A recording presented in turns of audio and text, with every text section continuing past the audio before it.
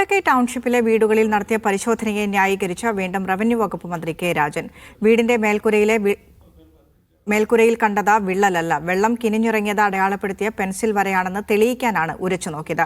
കൂലിപ്പണി രാജൻ എന്ന വിളി അപമാനമായി താൻ കരുതുന്നില്ലെന്നും മന്ത്രി വിശദീകരിച്ചു. ഇന്നേക്ക് 10ാം ദിവസം പണി പൂർത്തിയാക്കി കൈമാറുമെന്നും മന്ത്രി അവകാശപ്പെട്ടു.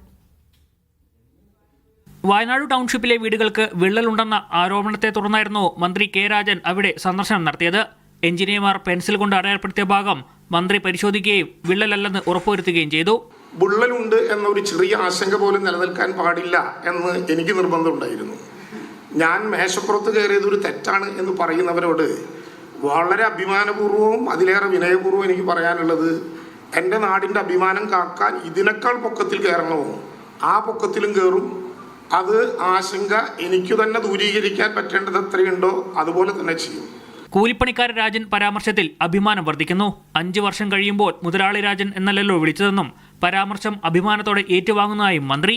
കൂലിപ്പണിക്കാരൻ രാജൻ തൃശ്ശൂരിൽ നിന്നൊരു പണിക്കാരനെ കിട്ടി വാർക്കപ്പണിക്ക്.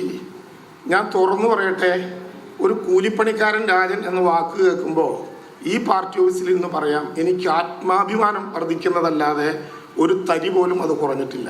എന്നാൽ 2 വീടുകളിൽ വെള്ളം കിനിയുന്നുണ്ടെന്ന് കണ്ടെത്തിയതായും മന്ത്രി വ്യക്തമാക്കുന്നു. വാട്ടർ പൗണ്ടിംഗ് ടെസ്റ്റ് നടത്തിയ സമയത്താണ് കണ്ടെത്തിയത്. ടൗൺഷിപ്പിന്റെ 3ാം ഘട്ട പരിശോധനയും ഏപ്രിൽ 30-ന് പൂർത്തിയാക്കി മെയ് ആദ്യവാരത്തോടെ താമസ സൗകര്യമൊരുക്കുമെന്നും മന്ത്രി വ്യക്തമാക്കുന്നു. മീഡിയ 1 തിരുവനന്തപുരം.